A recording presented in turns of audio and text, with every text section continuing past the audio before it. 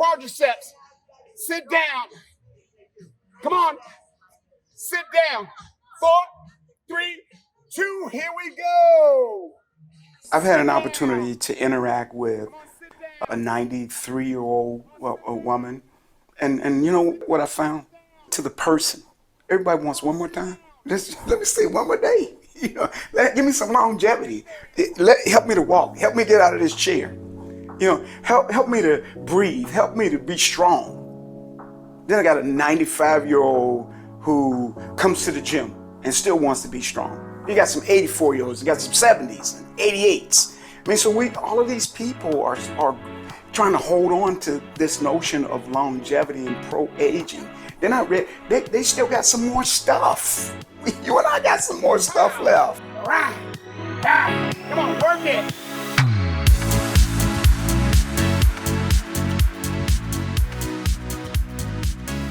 Hello again, welcome to the Livelong and Master Aging podcast. My name is Peter Bowes, with me is Nate Wilkins. We're recording this at the Livelong Summit in beautiful West Palm Beach in Florida. Nate is a exercise coach and author based in Miami, just down the road, about an hour away, and a second time appearance for you, Nate, on the Livelong and Master Aging podcast. Great to see you again. Oh, absolutely. Hey, Peter, thanks so much for the opportunity to get together again to share some thoughts around what you and I and most of us think is probably one of the most significant things in our lifetime right now. Well, it is. And what I've noticed is the explosion in interest in human longevity. We're at this summit this weekend, and this word longevity really seems to be getting through to people, and the concept that there are interventions that we can use. And your intervention, the one that I always put at the top of my list, is exercise, but there's of course much more than that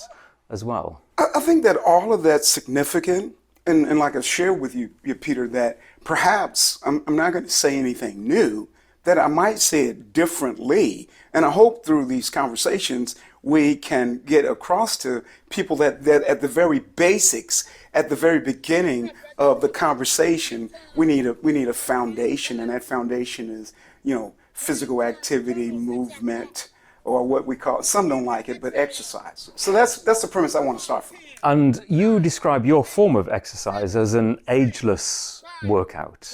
Just tell me again, what do you mean when you talk about being ageless? So let's take a look at the definition, if you will.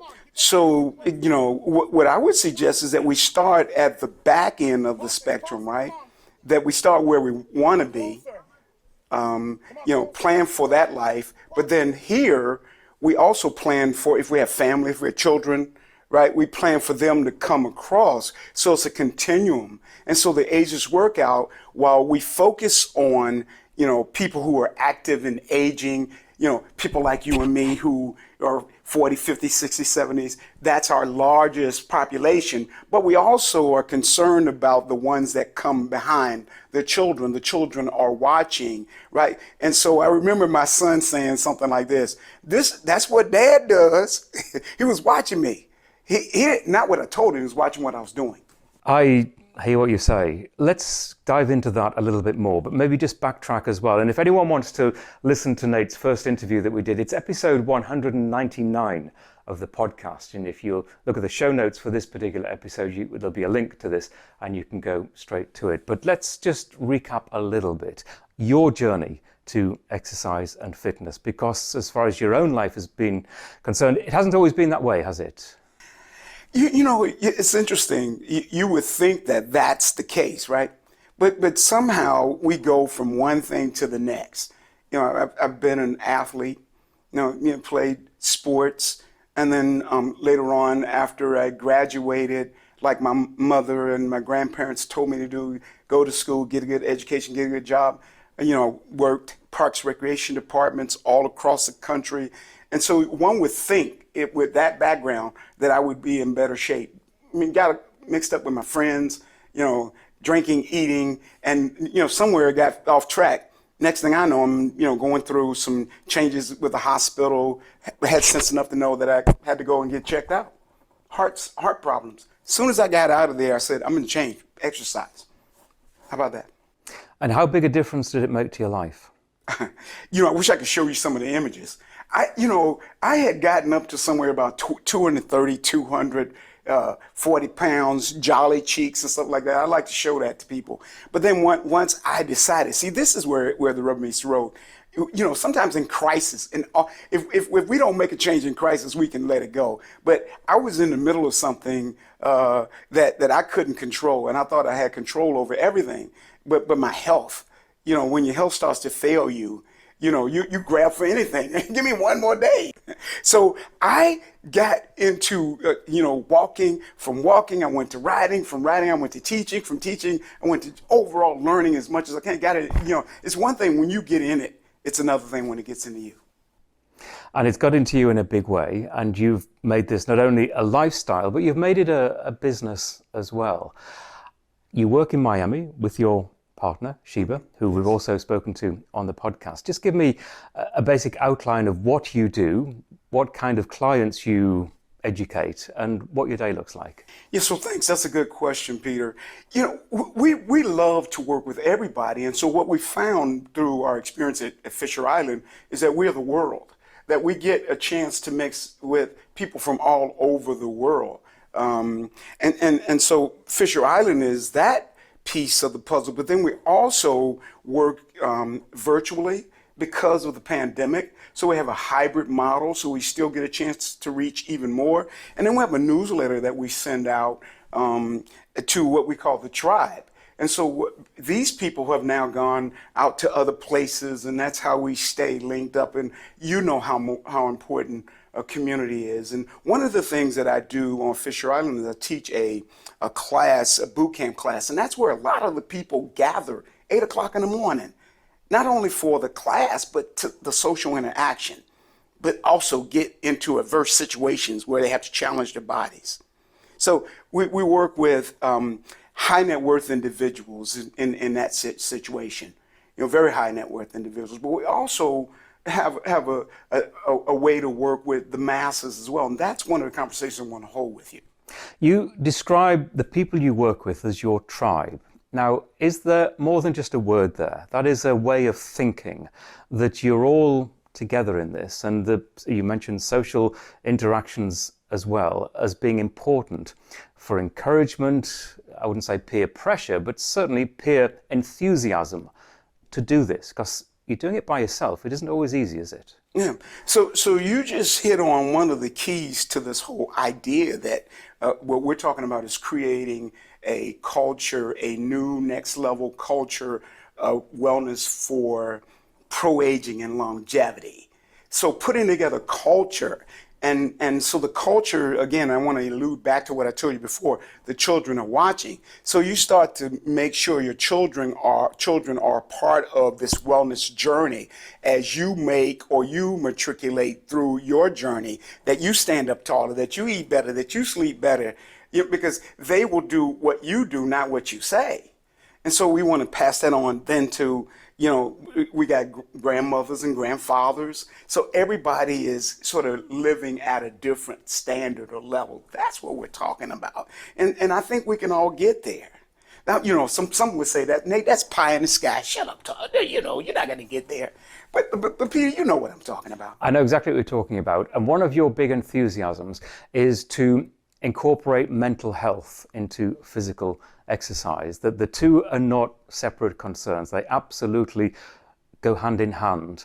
Explain to me what your theory is and how we can benefit in terms of our mental health by boosting our physical health. So while I would love to take the credit for this, I've written some because during the pandemic, it gave me an opportunity to just go through my mind. I thought I was going to go crazy, trying to figure out what to do. And so one of the ways that I dealt with that was to put it down in writing and then turn it into that book called How to Be an Adaptive Navigator, or If You See a Turtle on a Stump, Somebody Put Them There. And we can talk about that later. But what really happens, Peter, is that we start to evolve differently.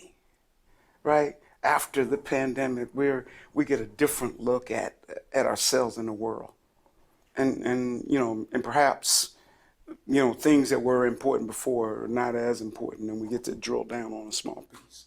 Well, the pandemic changed everything for so many people. And this phrase keeps coming back to me, existing physical conditions of ill health that made those people more vulnerable to the virus during the condition. And I think made a lot of people aware that they are carrying around existing conditions that are preventable. Mm-hmm. And that's putting it as bluntly as I can, that many of the modern day diseases that can ultimately lead to the end of life mm-hmm. are preventable. And exercise comes absolutely at the top of the list, alongside a balanced diet, a moderate diet, and plenty of good sleep. I think those, for me at least, are the three key pillars to good health. But the pandemic just focused our minds mm-hmm. on the need to maintain that good level of, that basic good level of health. Mm-hmm. So you hit the nail on the head. I mean, you really nailed the game changer. The business of exercise, the business of movement, physical activity, along with nutrition, those two go hand in hand. You change lives that way. And so you and I, if we're doing that consistently, now let's be honest. Can we be honest now? Got to be consistent with this thing. So day in and day out. And the older we get, the more we have to push against something. The more we have to push against something, because remember, our muscles start to break down, right? So we want to make sure, and I want to be clear. I don't want to run anybody away. I'm trying to invite some people, because we know that there's people like you and I. 20% of us are gonna do the exercise, but there's another 80% that don't even want to hear about it. So how do you look at a 24-hour cycle and get them to move? And so you bring everybody into the equation. Right? And so if we're talking about mental health, see, in order to get this fixed, you have to go in here too first. So, and there's all types of studies right now. And I would love to take credit for it, but there's this movement going on right now around exercise, as a form of medicine. So we already talked about other forms, right? We know that they're linking up with the mental health piece. Mental well-being piece. I think there's a new certification, but that's not what we're talking about. But I'm saying to you that this is a conversation for people all over the world. And what comes first in terms of mental health, brain health, and physical health? Is there a first, or are they so intertwined that really we can't maximize one without the other? And what I'm thinking of is the motivation to exercise, that there has to be that idea in our minds that it's going to benefit us, and that we need to do it pretty much every day, that we need to be consistent. We can't exercise for a week and then lose interest. Mm-hmm. And to achieve that, we need to have the right, do you agree, the right mindset? I agree with you, Peter, that we have to have the right mindset, but I would put a pin in that here and say that rather than look at exercise, look at physical activity. Look at how you move and start measuring that, and then start to look at, should I go to the gym? Because some people think that the gym is where it's at, right? If you don't go to the gym, you don't get any activity. That's not true. But what we're saying now is that we need those people to move from activity into some pushing and some pulling against adversity, because the body, again, needs some adversity. So that's where we're coming from. And then you can move on, because, it's hard in the beginning, it's messy in the middle, and then at the end, you fall in love and you don't even need me anymore. You'll be looking at me like, look, I'll see you at the gym. That's the cycle. And how do you assess the current state of population-wide attitude towards movement? We've talked about the pandemic and how that may have changed some minds and some attitudes towards doing the kind of movement that you talk about. But there's still a tremendous amount of work to do, isn't there, population-wide? Look at how many unhealthy, overweight, obese Americans here in this city of West Palm Beach. Yes. Not everyone is super healthy. It might have the image of that, right, but it certainly isn't the case. So what is necessary, do you think, to do to try to persuade more people that this is a better lifestyle? Well, here's what I know, and I've seen some interesting signage that says the best activity for this kind of conversation, exercise, movement, physical activity, is the one you'll do. So if you like to fish, if you like cycling, do that, more of that, and then add other pieces. So what I'm suggesting is that, and I'm not the first to say this, we need to meet people where they are. It's not my program. And so if I come up with a program for you, Peter, and it's about what I do, it doesn't fit for you, you're not going to do it. You're more apt not to do it. If I say to you, Peter, you run like 15 miles and you hate running, why would you do that? So it really gets down to your better understanding and personalized things that we can do to really help and meet people where they are. You mentioned your book and that turtle and the stump. Mm-hmm. Let's go back to the beginning. Mm-hmm. Why did you write that book, and what's the main thesis? One is we need to recognize opportunity. So everything that happens to us, we say, may be happening for us. And so the way we look at things, if we change the way we look at things, the things we look at change, right? So look at how do you focus on the positive of, because we can always look at the adversity. I didn't come here to identify problems with you. We can do that all day long. But where's the opportunity and how can we fix it? And so that's what this is all about, is how to become an adaptive navigator. How do we look at situations relative to our health? Is it my job to take better care of myself? You better bet. You better believe it. So what do? Learn more? I'm here today because I want to learn as much. I'm here for the next 2 days. I'm gonna be a sponge. Because while I think I know some things, what I know is I don't know. And so I want to know some more. Right? So that's the stuff that I'm getting at. Which areas of, let's say more broadly, health and fitness, you're an expert in exercise, stroke, movement. What are the other areas, do you think, that are less understood and perhaps less publicized that we could benefit? Now, we're at this 2-day conference where we will both learn a lot about other potential interventions, but is there something in your mind that's maybe outside of your comfort zone that you're curious about that actually could help us? Yeah, I'm curious about so many things because there's so many new things happening. We just got back from a conference in Los Angeles, URSA, one of the largest conferences, and we saw so much that I could just go on and on. The AI that was involved in some of the exercise equipment is just mind-boggling.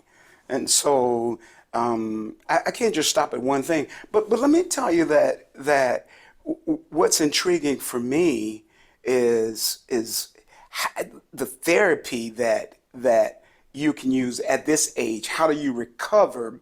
And so I use foam rolling, stretching, which is a different style of stretching that I use for my clients, mobility, flexibility. So I've looked at a number of ways to help my clients age better. That's the conversation we're holding, is that how do you age better?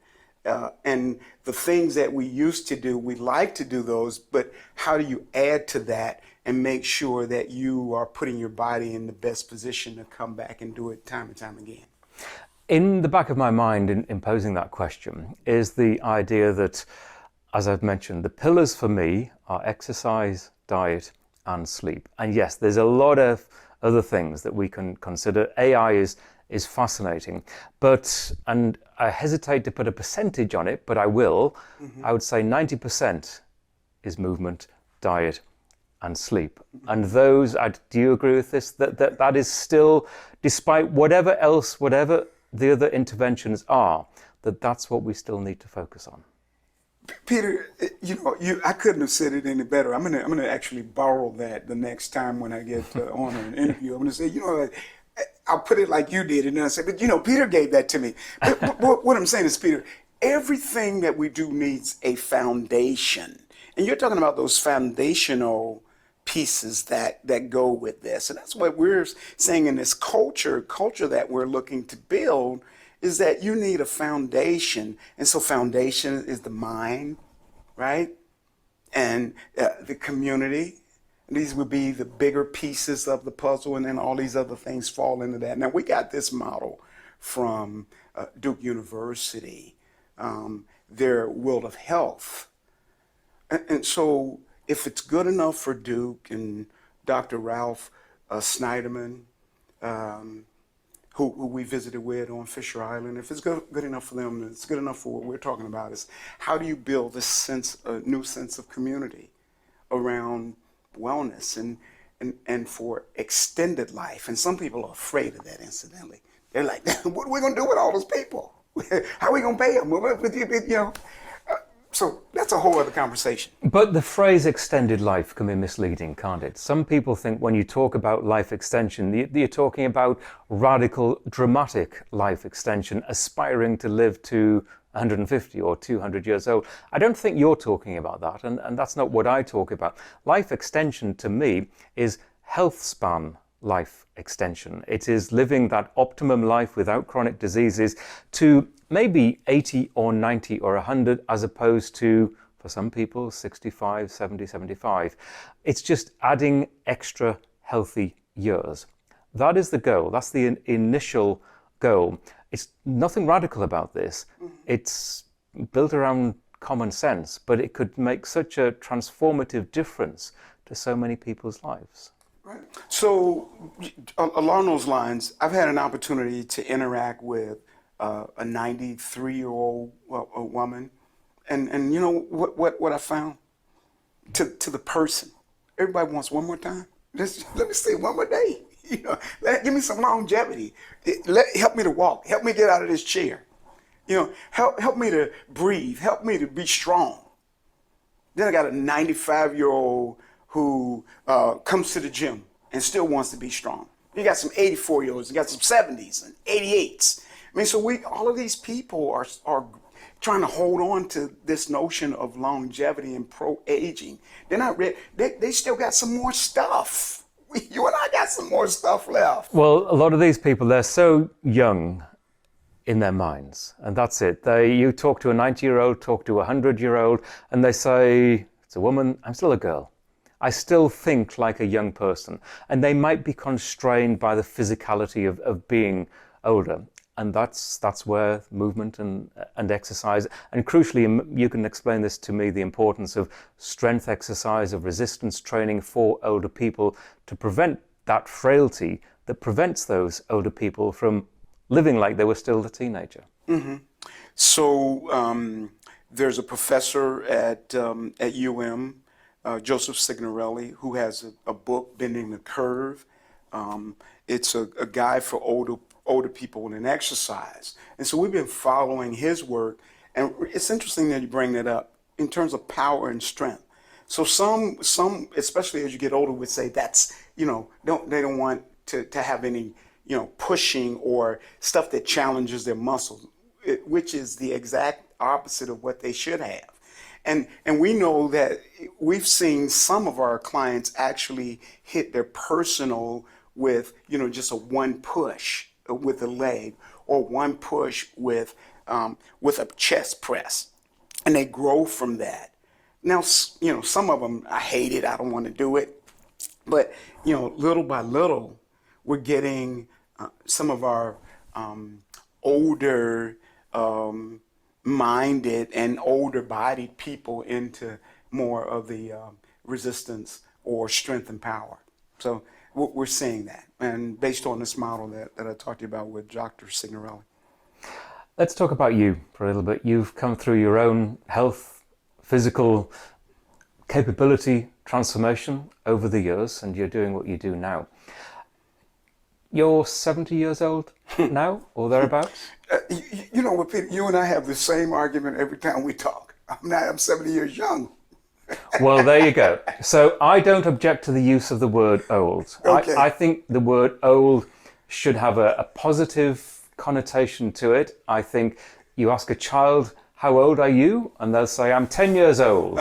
Old to them doesn't mean old and decrepit. It's just the passage of time. It's the number of years. So whether you want to say, it's not a big deal, but whether you want to say 70 years old or 70 years young, in my mind, they mean the same thing. It's just a chronological calculation of how old you are. And the reason I kind of make a big deal of it is that people will use the word old about themselves in a negative sense, and sometimes as an excuse for not, oh, I'm old, I can't do that anymore. Well, actually, yes, you can, because old can be seen in a positive way. And the other good things, and you should be talking and not me, but the good things about being old are the wisdom, and especially the wisdom that you can pass on to your children. People always say to me they want to live as long as possible for their children, and you achieve that through positive aging. So we might be splitting hairs. Seriously, Peter, ask any of them, with all of the money they've acquired, what is one thing they're hanging on to? One, they don't want anybody to take care of them. They want to get up out of the chair. So that has to do with frailty. You know, they want to play with their grandkids. They want to go to a wedding. This is all the longevity stuff that we're talking about. This is where, like my grandmother used to say, let's put it where the goats could get it. Let's go down to the root of the issue. People want to live. And so how do we help them live at the best level possible is the question. And that's why we're all here now scratching our heads saying, you know, what is the best way to do it? And I'm going to suggest to you that you need a full 360 model. So I raised your age because I was going to actually compliment you and say, Nate, you're looking pretty damn good. You're doing something right. Hey, it's the company I keep. You know, I love you. I love your work. I love your energy. And so I can't come on your podcast and not look the part. I want to make sure that it radiates between you and me, that it is a mutual understanding that we're on a journey together and we're going to do everything we can to take care of ourselves, because that's the only thing, when you think about it, Pete, that's the only thing we got, is health. Our health is our wealth. Well, you know, I could have said that. I mean, it's exactly what we say. And I often phrase it like this. Imagine the worst times in your life. What are they usually connected to?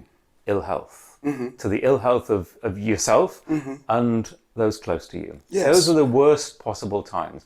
And if we could do something just to alleviate those situations, or better still, to prevent them and delay the inevitable, that's to the greater good for all of us, isn't it? Oh, absolutely, absolutely. I couldn't have said that any better. So one of the pieces for us is, you know, helping the person you used to be, right? Because you're always coming out of something. And so now you're going to be something else. How can I be a better grandfather? How can I be a better spouse? How can I love some people more than I love them, you know, than I love myself? But understanding that I got to love myself too first. But how do you become that? I've never been those things before. I mean, I'm learning. You know, I watch other people do it, but now I'm trying to put it in place for me. You know, how do I make decisions, Peter, that are in my best interests?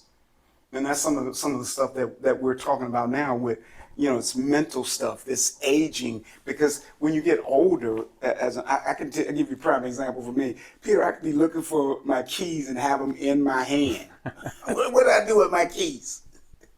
We all do that. What is that? Or forgetfulness? Yeah, we all do that. But, you know, think about it. You probably did it 20 years ago as well. So it isn't always symptomatic of being too old and too forgetful. You mentioned that phrase of loving yourself, right, which is often derided as just a line, just a phrase. But I think it's crucially important, because not only loving yourself, but caring for yourself so you can be in the physical condition, the best physical condition possible to care for others. And oftentimes the last question I'll ask people is, why do you do this? Why do you have a a passion for this. And I would say 95% of the time the answer relates to caring for or being around for other people and for younger people, for children. And that's not only sharing wisdom, but it's caring for, it's educating, it's helping through life with what you have learned over the years. So looking after number one is crucially important. So let's be clear, and I agree with you 100%. What I do, I'm in the self-care business. I am in the prevention business along with self-care. So, you know, when you get on the plane, this is old trite stuff, right?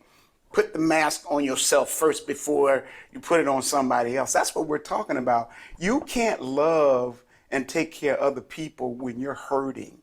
Goes back to the whole mental health thing. Got to get down deeper and get honest with ourselves. And that's what we're saying, is that Sheba and I are saying real talk for real people. Don't let the condition manage you. You manage the condition. You know, my aches and pains are not any different than yours, but I say I would rather have that feeling than to have some other one. What do you think about that? I think you're totally right. And you absolutely hit the nail on the head. Let me ask you this. You travel around, you've just been to Los Angeles, it's a constant process of education for you. How do you see, as far as the work is that you're doing is concerned, how do you see the next decade? What are your goals? What are your aspirations? So we see sort of a way of doing this work in a holistic approach. So there needs to be a team of people who actually work on the whole person. We cannot just work the physical part, come to a class, go to physical when the whole body is there. So we need a group of people that actually work with a person, whether it be exercise or your cardiologist or whatever you have. That team is actually working, and they can work together to make your life better, because that's what's really at issue, is how do I live a better quality of life. So I see that happening, but we've kind of danced away from AI. They already have AI applications that people can use to actually tell them what to do, almost like you have an instructor. So that's happening. The metaverse is happening, and I don't know if you've done that. Well, taking the human side out of it, though, which clearly AI is doing, there's no human interaction there. To me, it doesn't seem like a positive thing. I think we all know that in the way that I use AI to transcribe interviews, but it makes mistakes. It still needs a human touch at the end of the day. And I think the way that AI, it's very early days, but the way that AI can be and is being incorporated into exercise still needs that layer of love and attention that a human being can give to it to make it truly effective. You and I haven't had this conversation, so I'm going to say you're so right. And that, I think, is the piece that is, in some instances, maybe the saving grace, the human touch. See, a machine, while an AI bot can pick up an egg with the delicacy that you need without cracking the egg, but can they touch somebody in such a way that makes them feel? Can you move their body in such a way, or can you talk to them with such understanding that you become together? And the technology can't, at this point, can't do that. But for you asked me about the future. I think we have to understand that too. I think we have to understand that what's happening with, that's why I'm here, understand what's happening with all the new technologies and the breakthroughs that are happening.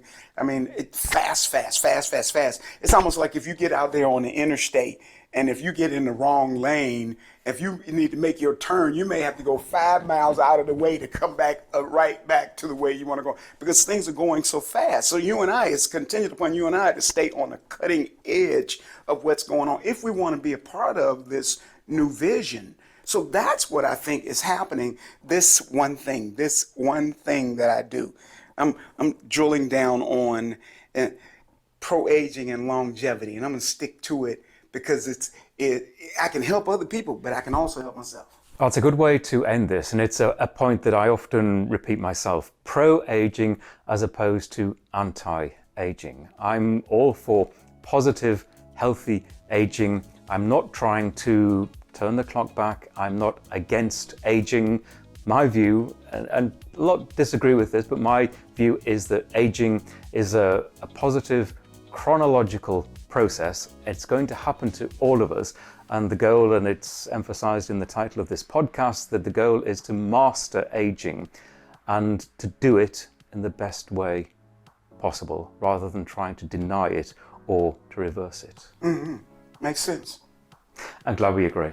Nate, it's always been a huge pleasure to talk to you. We could probably continue this conversation for another couple of hours, but for now, we will talk again. Thank you so much. Thanks, Peter. Do it! Do it to it! Come on! 5, 4, come on.